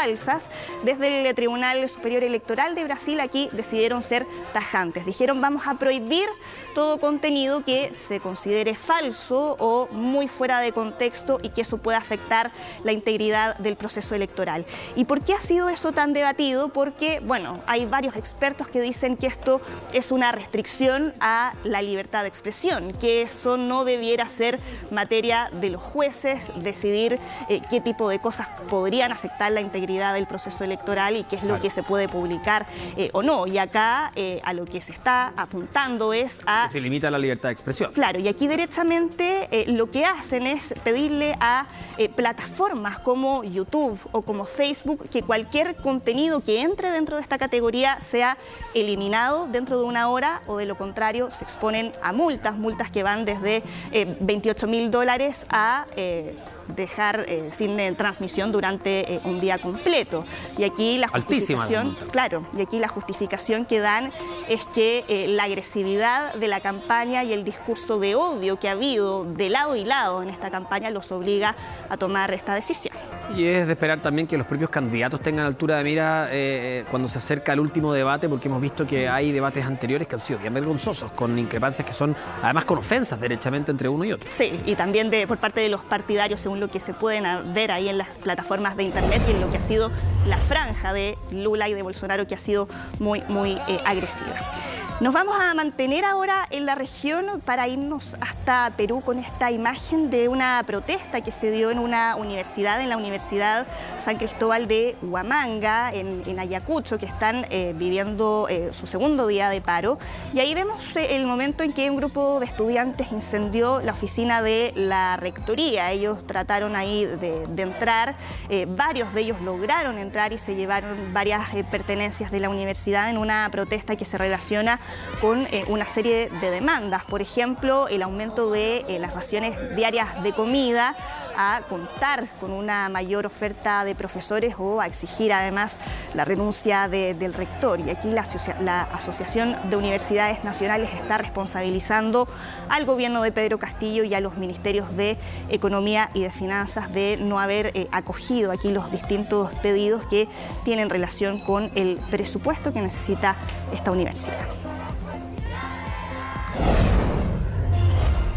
Vamos a trasladar ahora hasta Estados Unidos con el registro del presidente Joe Biden, que recibió la vacuna reformulada para atacar las subvariantes del coronavirus, sabiendo que ahora hay subvariantes que son predominantes, la variante BA4 y la variante BA5. Esta es la quinta dosis que recibe Joe Biden desde que se inició la campaña masiva de vacunación. Él, recordemos que se había contagiado en julio y que después volvió a infectarse, y donde ahí aprovechó además de hacer un llamado a todos los estadounidenses para que aprovechen de vacunarse y así garantizar que en esta temporada de Navidad no sigan aumentando los contagios. Bueno, y vamos ahora a volver a Perú con una información que ha dado la vuelta al mundo y que es insólita realmente, porque esta semana la policía estaba tratando de encontrar a una joven que habían acusado de estafar a cerca de 7.000 personas con entradas falsas para ir a ver a Daddy Yankee. Y resulta que en las últimas horas ella apareció, ella dio una entrevista en la televisión peruana y dijo que se había gastado todo el dinero en Europa, y dijo que el monto del fraude llegaría a unos 500 millones de pesos chilenos. Quiero comunicarle llegando a las autoridades europeas en Milano, Italia, 24 de octubre de 2022. Gracias. Es la última información que se tiene de la joven de 18 años Pamela Cabanillas, acusada en Perú de haber estafado a 7.000 personas con entradas falsas para el concierto de Daddy Yankee en ese país.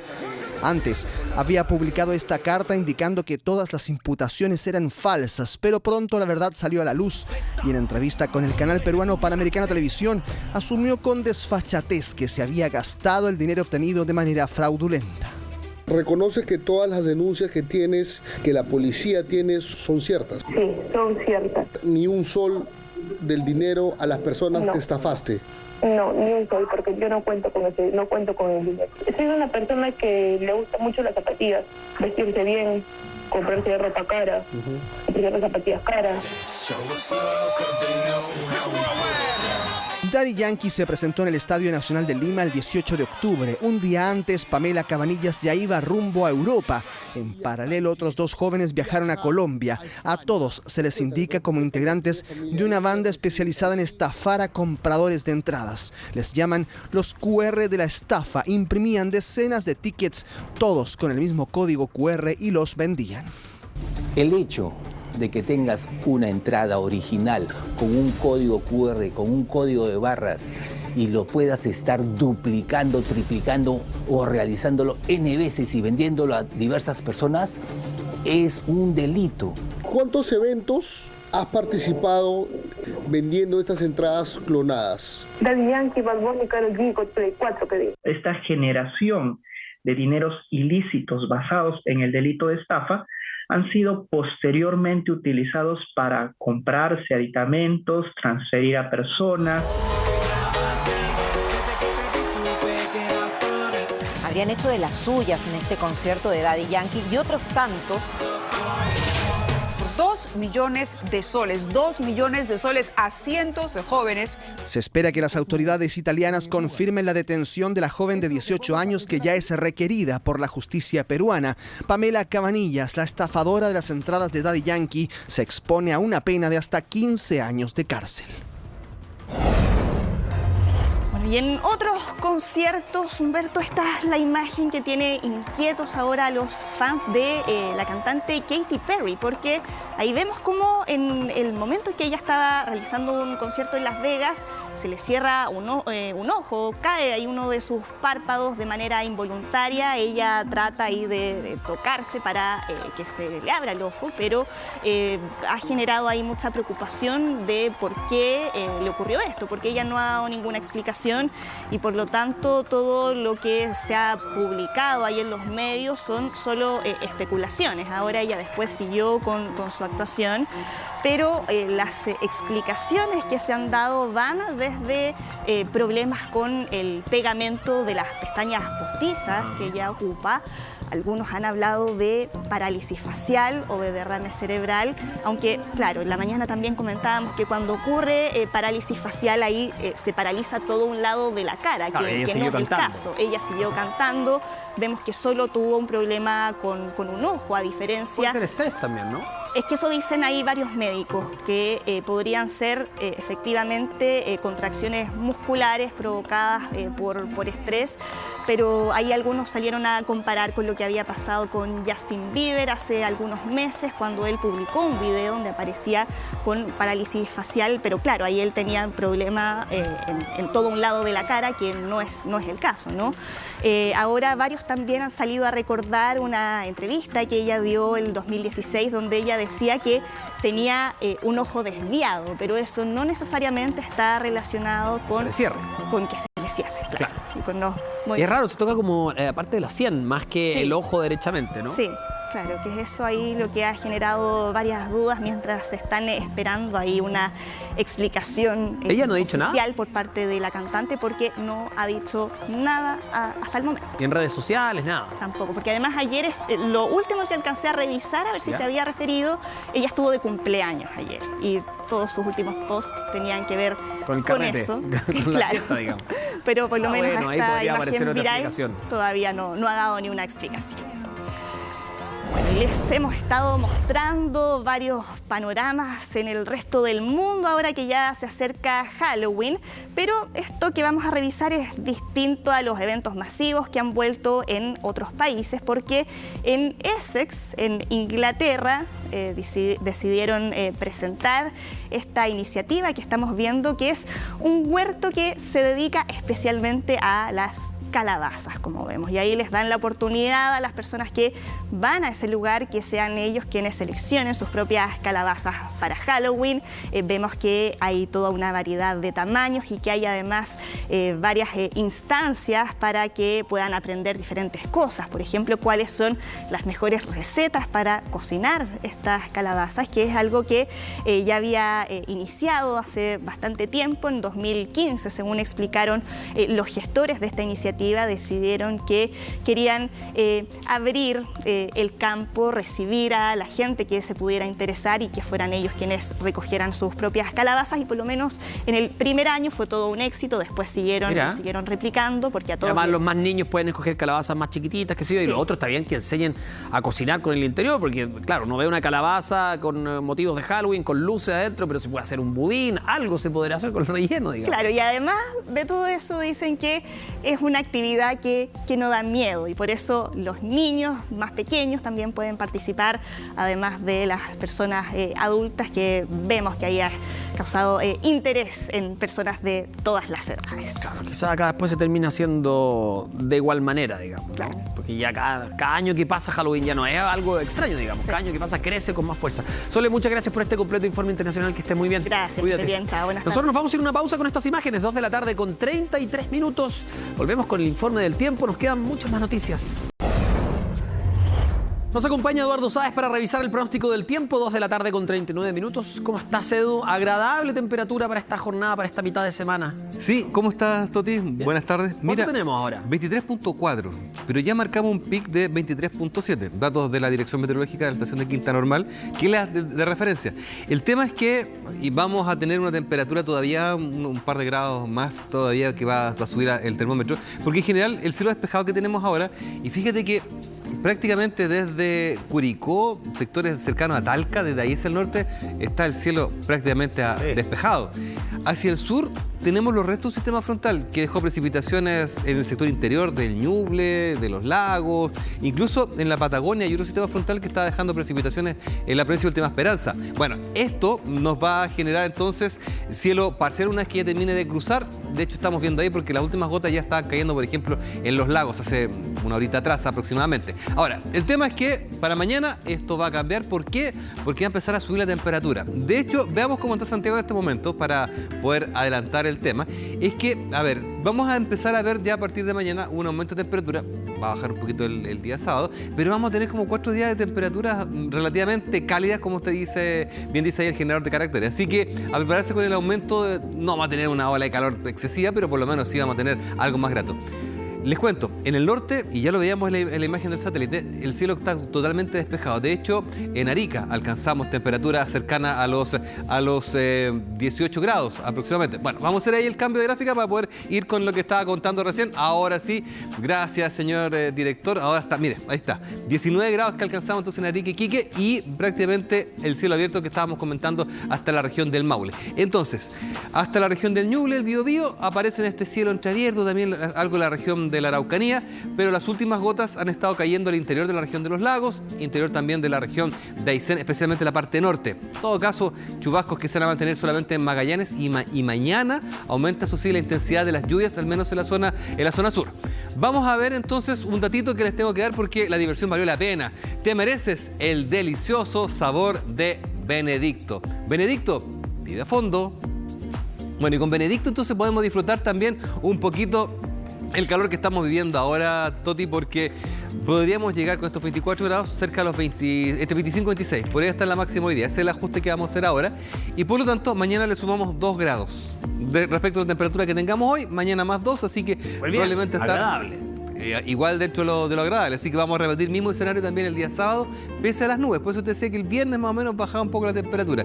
Y el domingo, ahí sí que el domingo tenemos un cambio de más aire. Llega un sistema frontal, probablemente deje gotas desde el Maule hacia el sur. Y por lo tanto, como el sistema frontal viene con frío, como bien dices tú.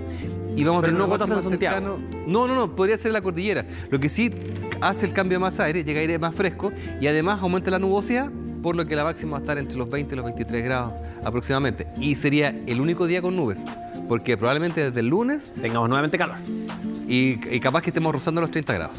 Qué bien, me alegro por eso. Gracias, Eduardo, que tenga un buen día. También para ti, Cuídate, nos vemos. Chao, chao. Bueno, y como siempre complementamos nuestra información en pantalla con este código QR que aparece acá, fin de semana XXL. ¿Son irrenunciables los feriados del 31 de octubre y el 1 de noviembre? Bueno, recordemos que se acercan 4 festivos consecutivos y muchos se preguntan si corresponden a días de descanso obligatorio. Acá le contamos en chbnoticias.cl todo lo que tienen que saber para estas fechas. Se acerca el fin de semana. Cambiamos de tema, cada vez quedan menos días para conocer la propuesta de la reforma previsional que prepara el gobierno. Esta iniciativa buscaría, entre otros aspectos, bajar las comisiones que cobran las AFP a los usuarios. En la siguiente nota le vamos a explicar qué es esta comisión y cómo se cobraba hasta ahora. Glesis ya es jubilado, pero por necesidad volvió al mundo laboral. Antes se imponía en Capredena, pero ahora lo hace en una AFP. Pero ¿sabía que cada AFP le cobra una comisión? La verdad que no. No. Así que creo que me voy a interiorizar ahora de lo que usted me está preguntando. ¿Puedo pedir un favor? Pero dígame. Cuando usted entre, ¿puede pedir su cartola? Y para que nosotros podamos revisar dónde está la comisión. Entonces acá nos quedamos a esperar a que Glesis tenga mayor información sobre la comisión que le cobra su AFP. Mientras tanto le consultamos a la gente si sabe en qué consiste la comisión de su AFP. No. No tengo idea. La verdad no sé, no tengo conocimiento. Sí, súper claro. Remuneración mensual se la descuentan a cada trabajador. Así es, una comisión que sale del sueldo de cada cotizante. Después de un rato, Glesis fue atendido y quedó mucho más claro sobre qué es y de cuánto es la comisión que le cobran. Estoy pagando una cuota X y el 10% es lo que yo impongo, 1,16 de ellos. Y el 10% es mío. Total, 11,16%. Hagámoslo más fácil todavía. Este es el listado que actualmente manejan las AFP para cobrar como comisión a sus afiliados, comisión que sirve principalmente para la gestión de administración de las cuentas individuales. Entonces, para que se entienda, por ejemplo, si una persona gana 500.000 pesos, además del 10% que tiene que imponer, que son 50.000 pesos, debería imponer, por ejemplo, un 1% extra, que equivale a 5.000 pesos. Ese es el actual sistema, pero ¿cómo operarían estas comisiones si la reforma previsional se lleva a cabo? La propuesta del gobierno es que estos gestores puedan cobrar del saldo administrado, por lo tanto ya no va a depender si la persona está trabajando o no trabajando en ese mes en particular, sino que va a depender del saldo que ellos tengan y sobre este monto se les va a cobrar una comisión. Esto según el académico de la Universidad de Chile, es decir, la comisión ahora no sería extraída de su sueldo, sino que de su saldo total ahorrado, esté trabajando o no. Eso sí, la cantidad es algo que todavía no se da a conocer. Lo que sí uno espera es que en forma intertemporal, si uno hace el cálculo, la nueva gestión debiera ser más barata. Es clave que en materia de comisiones exista una consistencia entre las ganancias que obtengan o eventuales pérdidas que obtengan los afiliados y se encuentre esto alineado con lo que los administradores o entidades que gestionen el sistema de pensiones también ganen o pierdan. Esto porque hay muchos afiliados que durante toda su etapa laboral han pagado la comisión mensual y por esto se buscará un posible descuento para aquellos que tienen un saldo acumulado. Ojo que una vez aprobada la reforma aplicaría para aquellos que decidan continuar en el sistema privado. Lo fundamental que hay que rescatar de todo esto es que hay que interiorizarse estos temas. Sin lugar a dudas, ahora solo queda seguir esperando. Esto porque dentro de los próximos días se presentaría la reforma a las pensiones. Claro, hay que esperar, pero sigue encendido el debate por el tema de la reforma de pensiones. Vamos a volver al Congreso a retomar el contacto con nuestro compañero Guillermo San Martín para que nos cuente en qué están en esta materia por allá, Guillermo.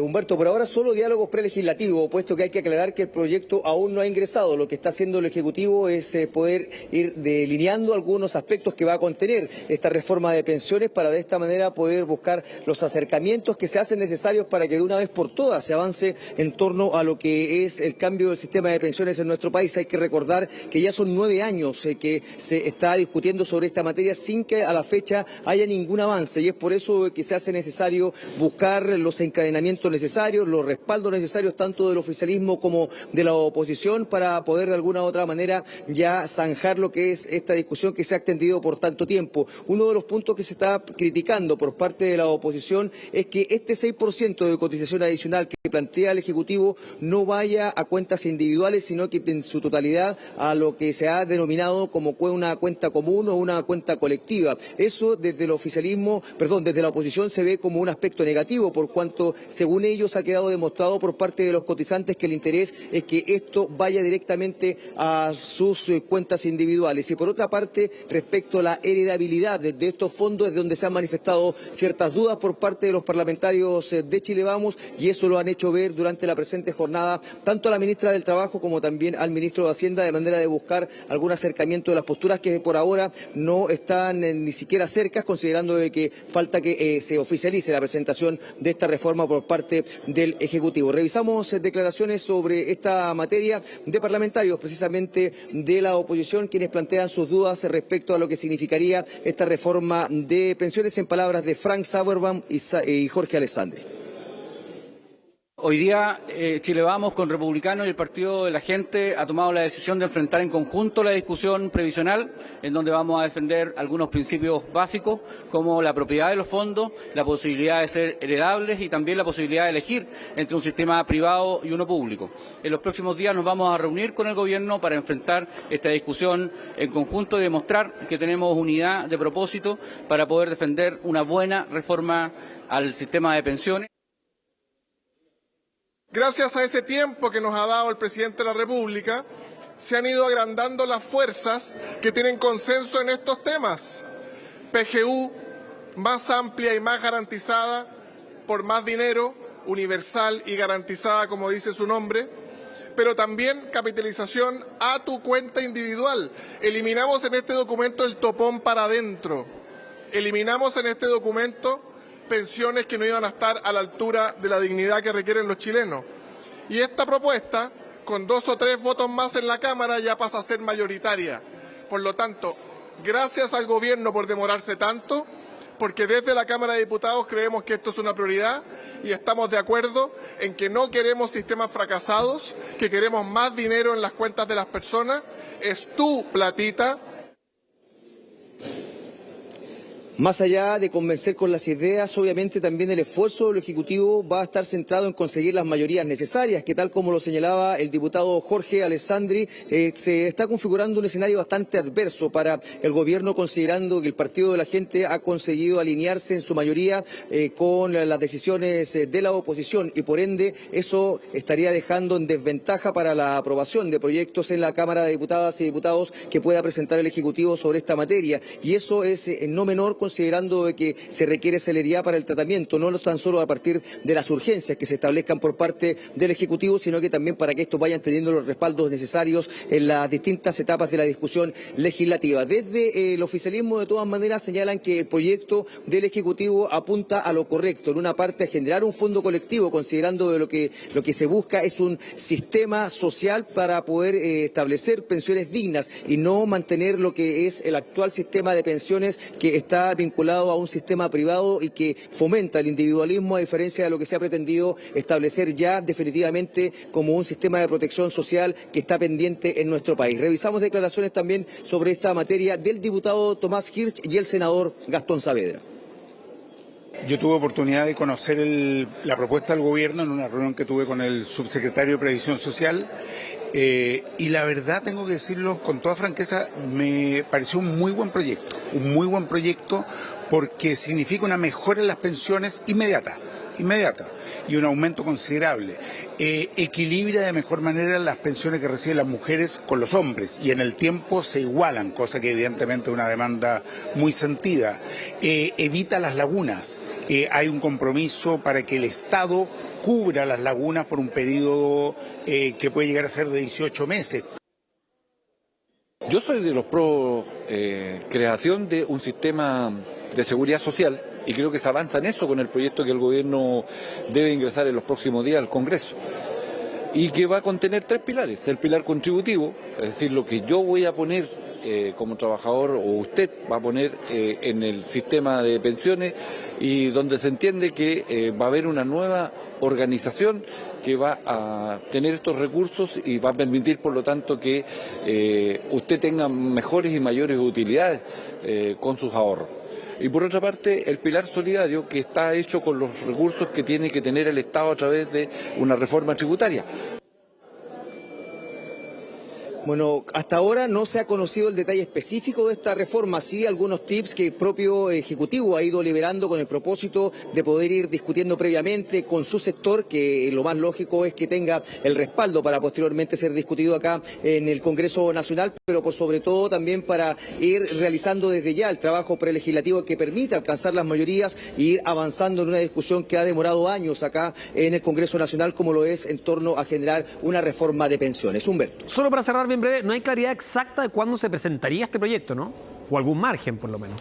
O sea, se le ha insistido a todos los ministros y todos han dicho que dentro de los próximos días. No hay ninguna fecha específica hasta ahora. Bueno, seguimos atentos entonces. Muchas gracias nuevamente, Guillermo. Un abrazo.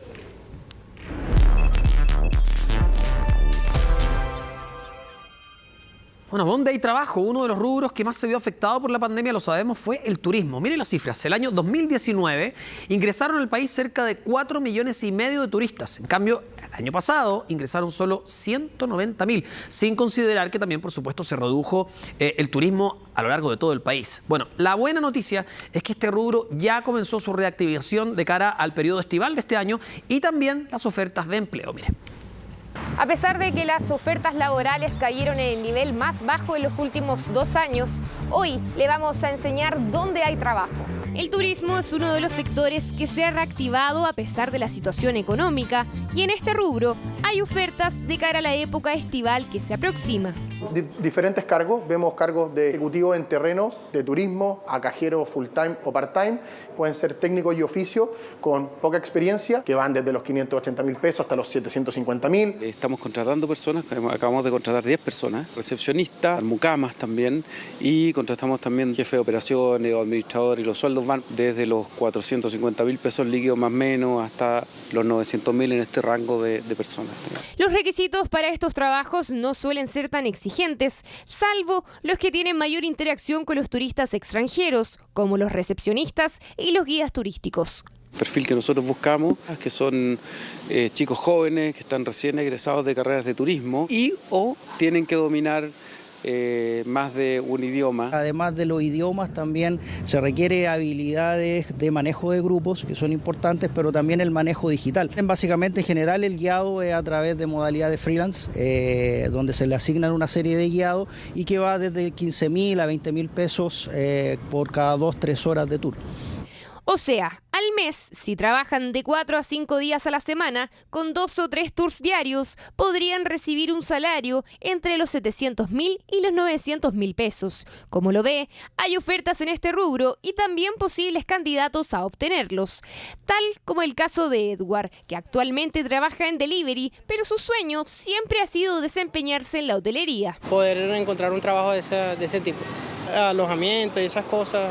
Cómo, ayudar a las personas también a encontrarlo y así. Y Edward cumple con los requisitos por su edad y disponibilidad de tiempo, pero no solo en este rango etario hay trabajo en turismo. Se están necesitando ejecutivos de atención, tenemos los contact centers también que se necesitan, especialistas en atención al cliente. Nosotros principalmente en el turismo siempre vamos a necesitar los conductores, son nuestra mano derecha, los guías de turismo. También tenemos los colaboradores dentro de Hop on Hop Off, que son los buses de 2 pisos. Lo que deben cumplir estos perfiles es una gran orientación hacia el cliente, hacia el visitante o hacia el viajero. Ya lo ve, hay buenas proyecciones en cuanto a puestos de trabajo. De hecho, se espera que al final de octubre de este año se realicen más de 5 millones de viajes con pernoctación. Es decir, un crecimiento de un 3,2% mayor que el mismo mes del 2021. Y la proyección es que siga aumentando. O sea, si bien es cierto que existe una temporada alta, yo creo que muchos de los trabajos que se otorguen de aquí en los próximos 6 meses, por ejemplo, van a ser trabajos de largo plazo, no de corto plazo. Aunque la situación de empleo se ve difícil para el próximo año, la recomendación es buscar hoy y el turismo puede ser una opción. 3 de la tarde con 3 minutos, estamos de vuelta para contarles acerca de un grupo de personas que denuncian que un paciente atacó a una doctora en el Hospital Van Buren de Valparaíso. Desde allá, Pedro Garrido nos comenta y nos cuenta más antecedentes de qué fue lo que realmente ocurrió. Pedro, buenas tardes. Hola, ¿cómo están? Muy buenas tardes. Sí, de hecho, durante las últimas horas, el cuerpo de cirujanos del Hospital Carlos Van Buren, cirujanos de urgencia, comenzaron una movilización. Esto a raíz de una serie de irregularidades que están ocurriendo, a juicio de ellos, e incluso petitorios que no han sido escuchados por varios años, según fue comentado durante esta mañana. Lo que motivó justamente esta movilización es la agresión que sufrió una doctora de la unidad de urgencias mientras realizaba su recorrido, su ronda para ver a los pacientes. Se fue agredida con un golpe de puño en su rostro, según fue comentado. Esto habría sido propinado por un paciente de salud mental. Ese es otro de los argumentos que fueron presentados durante la jornada de hoy, teniendo en cuenta que, si bien es cierto, acá en Valparaíso existe un hospital psiquiátrico, no cuenta con unidad de urgencia y hay un alto número de pacientes que llegan hasta este lugar para ser atendidos rápidamente. Bueno, una situación bastante lamentable y que fue confirmada durante esta mañana por los profesionales. Pasemos a escuchar parte de las declaraciones de este nuevo hecho de violencia registrado durante las últimas jornadas, una nueva agresión a un médico del hospital. El evento que gatilló nuestra indignación actual fue que una colega cirujana recibió un golpe de puño en el rostro mientras pasaba visita a los pacientes hospitalizados graves por parte de una paciente de salud mental, que lamentablemente tenemos un problema mayor aquí porque están hospitalizados muchos pacientes, digamos, del área de la psiquiatría en esta urgencia y no tienen un buen control. Entonces hay muchos pacientes de este tipo descompensados en este momento ahí, y lamentablemente nuestra colega, mientras estaba pasando visita, recibió un golpe de puño en la cara, lo cual a nosotros nos dejó muy indignados y empezamos esta cuestión porque no vamos a tolerar de nuevo ni una agresión a un funcionario, menos que nos llegaran a apuñalar a nosotros mismos, y vamos a pedir las condiciones de seguridad mínimas y las condiciones clínicas mínimas, los pabellones que requiramos para poder operar a nuestras pacientes a tiempo y como corresponde, como dice la evidencia. Es bien grave, no es primera vez lo que está pasando en nuestro hospital.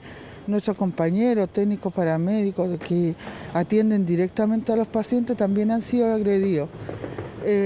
Aquí hemos tenido bastante agresión, tanto de pacientes muy fuertes, y hemos tenido pacientes psiquiátricos, que eso también hay que decir, hemos tenido bastantes pacientes psiquiátricos. El personal no está acostumbrado a atender pacientes psiquiátricos, porque, estamos en un hospital regional como Van Buren, pero realmente hemos sentido que nos ha faltado apoyo en cuanto a la seguridad. Bueno, un repudio generalizado y transversal ha generado justamente esta nueva agresión a la profesional de salud del Hospital Carlos Van Buren, que ha dejado en evidencia, por ejemplo, lo que escuchábamos en declaraciones del doctor, que hay un alto número de pacientes de salud mental que son atendidos en un centro que no es especialista en esto y tampoco no tiene el personal técnico para poder desarrollar de una buena forma esta función. Conversamos también con algunos familiares de pacientes quienes también rechazan esta agresión a la funcionaria. Eso no lo encuentro bueno, pero es que a veces las personas están muy alteradas últimamente. No hemos tenido ese problema, pero si fue así que le pegaron a un doctor, está muy mal. Está mal que se agreda a la gente. Las personas no solucionan problemas así. Hoy en día está cada vez peor todo. Las agresiones, la falta de respeto, sea para quien sea.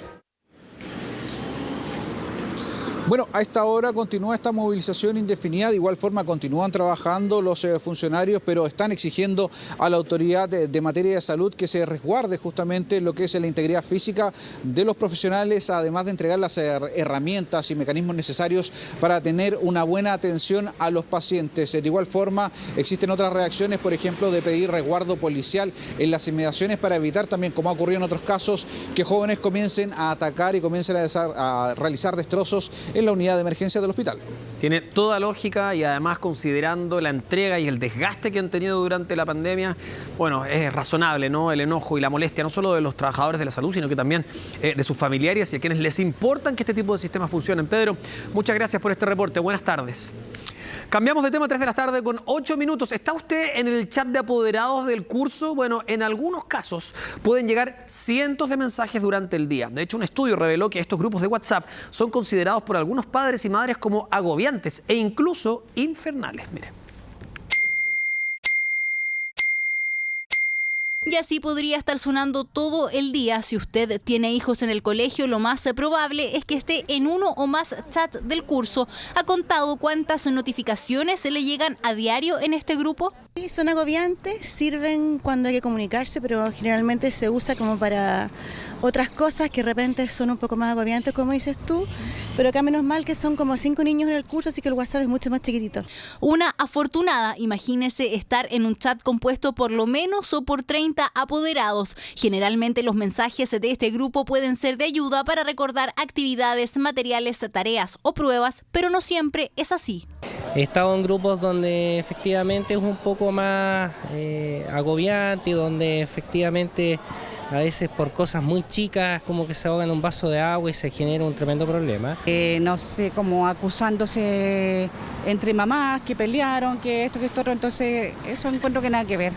Un estudio que entrevistó a 2.000 apoderados reveló que el 31% considera que los grupos de WhatsApp del curso pueden ser agobiantes y un 15% los califica como un infierno. Entonces queremos entender muy bien cómo es la relación que tienen ellos a través de estos grupos y nos encontramos con esos resultados, ¿cierto? Que muchos de los papás lo encuentran tremendamente agobiante. Tenemos uno del curso donde están papá y mamá y ahí, como te digo, son las comunicaciones generales. Y hay uno que es de solo mamá, que organizamos, por ejemplo, los cumpleaños y todo. Pero siempre se habló de que fueran efectivos, que no llegaran 500 mensajes al día. Claro, porque alguna de las prácticas negativas en estos grupos es, por ejemplo, contestar mensajes en cadena. Buenas tardes. Mi hija no va al paseo a la playa. Está enfermita, tiene vómitos. Que se mejore, que se mejore, que se mejore, que se mejore. Otra mala práctica en estos grupos es saludar o despedirse a diario, enviar chistes, criticar a profesores, padres u otros niños. Solo un 47,5% de los apoderados considera que estos grupos son informativos, siempre y cuando se realicen prácticas positivas. Como un mecanismo de información rápida entre los papás para temas del ámbito de lo académico, ¿ya? Cuando se han usado de esa manera, cuando hay una guía que permite que los padres entiendan que este mecanismo es un mecanismo complementario a los canales regulares de información del colegio, las cosas andan bien y los papás se entienden súper bien. Dentro de las prácticas positivas en estos grupos está compartir buenas experiencias de actividades extraescolares o datos de clases de apoyo. Así se evita esa sensación de agobio al estar recibiendo cientos de mensajes en un mismo día. ¿Y por qué no el sabor de una Pepsi Cero y atreverse a más? Para todo lo que estás buscando tienes Paramount Plus. Mereces refrescarte con Benedictino. Vive a fondo. Bosé, la serie. Estreno 3 de noviembre en Paramount Plus. El Gerente, disponible ahora por Paramount Plus. Y Pasión Prohibida. ¿Podrá el dinero comprar la felicidad?